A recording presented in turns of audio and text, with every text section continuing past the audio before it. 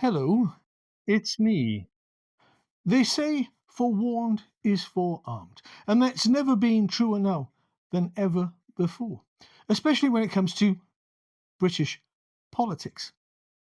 The man standing next to Keir Starmer in that picture, supplied to me today, courtesy of Sonia Poulton, shout out to Sonia for her content, is a man called Morgan McSweeney. It's often said during conspiratorial moments in shadowy places that there is power behind the throne. And that refers to the fact that the king you see sitting on a throne, pontificating and giving orders, isn't actually the person pontificating or giving orders. That behind him stands somebody of much greater power and influence. And to this end, I give you Morgan McSweeney. My role in this channel is to ask questions, to give my opinion on certain things in order that it might spark some greater interest, in order that you, the viewer, might in fact think, ooh, you know what? I might look that up. And during that research, you'll find points for and against whatever it is I've just said. The internet is, after all, the Wild West, but in a good way. And based on my comments and what you find out for yourself, then hopefully you'll make up your own mind. And so, to cut to the chase, the power behind the throne. Who is Morgan McSweeney? But more importantly, who does he work for? Who is pulling his strings? Because you can bet your bottom dollar, whoever the power behind the throne is, they answer to somebody else. And that's the nature of espionage in today's world. And it's always been the nature of espionage and political meddling. I said previously in a video, and here it comes. Tinfoil hat time. Yep, ladies and gentlemen, it's tinfoil hat time again. So, Morgan McSweeney is an asset of some or other state. You would hope that he was an asset of the UK state, being tied to British politics and all, but no, it seldom is the case that these things go so smoothly. And Morgan McSweeney is, I think, somebody working for someone else. And Keir Starmer is a person who, from a very young age, has been groomed to end up in this position of power. And this is where most people start to turn off, because they can't believe for 1 second even that these kind of political maneuvers can take place over decades, that they take decades to come to fruition. And yet, historically, we've seen that statecraft is played out over decades. To the ordinary man or woman in the street, politics is about the next 5 years. But for the people at the top, politics is about the next 5 decades. And the sooner we, the general voting public, wake up to this, the better. It will inform our voting no end and positively. So what do we see when we look at Sir Keir Starmer? A man who rose up the ranks, became a QC, I've seen him in that big white wig, and eventually became Labour leader. And this isn't just about Sir Keir Starmer becoming Labour leader. This is about the capture of left politics in the UK, so that the last political home of comfort for individuals who vote here in the UK would finally become a no-go area. So that right-wing politics would be the only place for any right-thinking and moral voting individual to go to. But to get back to my tinfoil hat moment, Keir Starmer is an asset, as is Morgan McSweeney, and they're both being pulled around by the same nose ring, by the same individuals. And it's my contention, belief would be too strong a word, I think, but there's something going on. And I allege that Keir Starmer may be gay.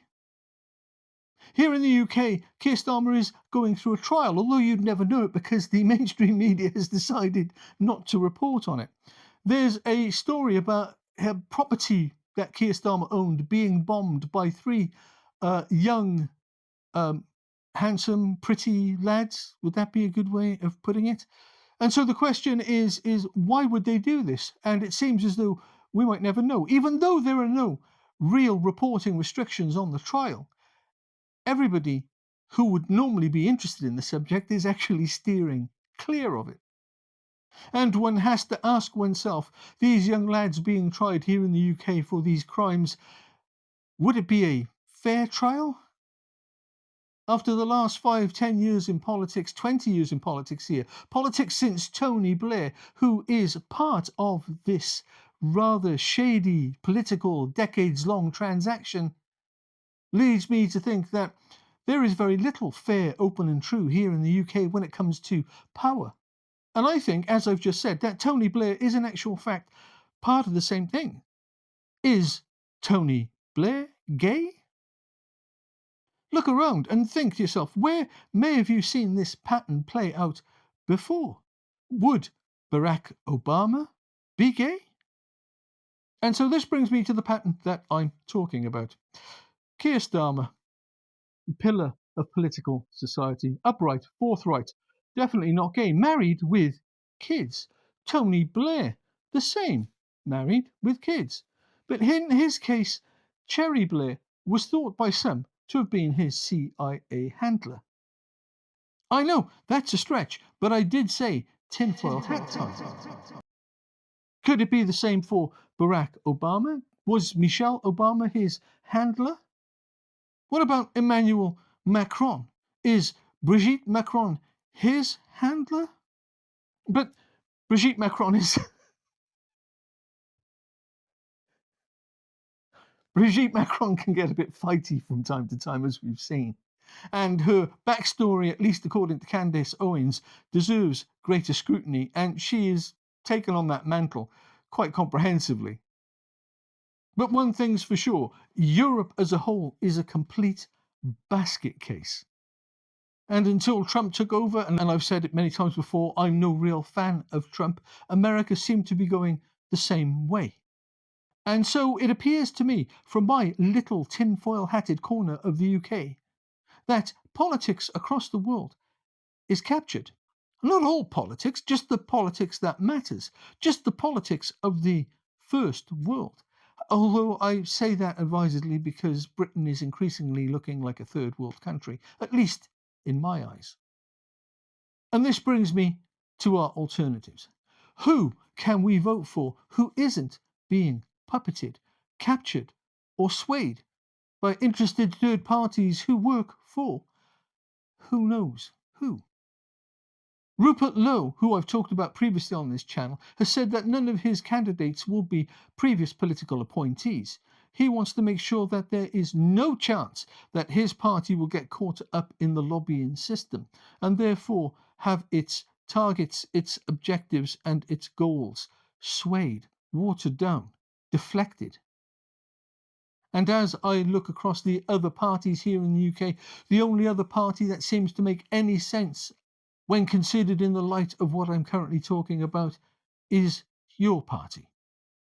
As so often happens in my videos, these roads, as winding and conspiratorial as they are, lead to Jeremy Corbyn, a man who was basically sacrificed at the altar of Liberal left Labour, who has gone from being Liberal left Labour's sacrificial lamb to a phoenix arisen from the ashes, so he can start a new party with other like-minded individuals who believe in traditional left politics. Having once been burned by this liberal left experiment and the various devils that run it, one can only imagine that Jeremy Corbyn will have nothing more to do with it and will be wary of any attempt by defectors to capture the party and turn it rotten from within. In my last video, I talked about voting Plaid Cymru here in Wales, and I got some interesting comments actually. Yeah, the comment section, eh? But I did say in the video I would give myself an out, and I am still not fully convinced that I will vote for Plaid. Because, as I said in the video, or at least I think I said in the video, they're the least offensive of a really quite offensive bunch.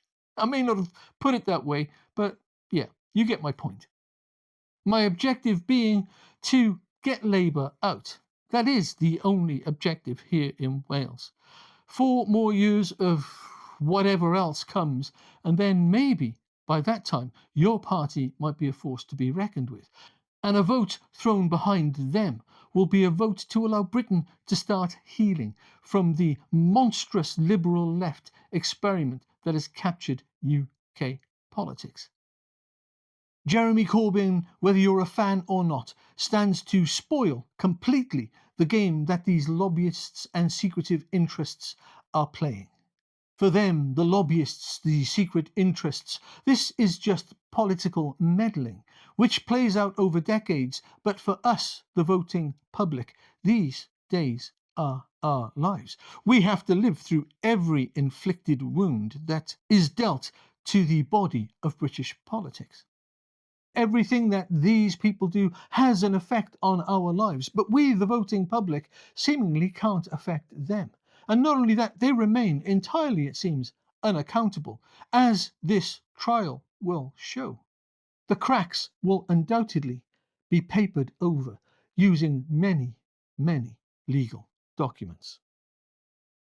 And we, the voting public, must do as they do, and that is start thinking in decades and look to political figures who might not be our favourites, who we might even vilify in order to truly change the political face of Britain.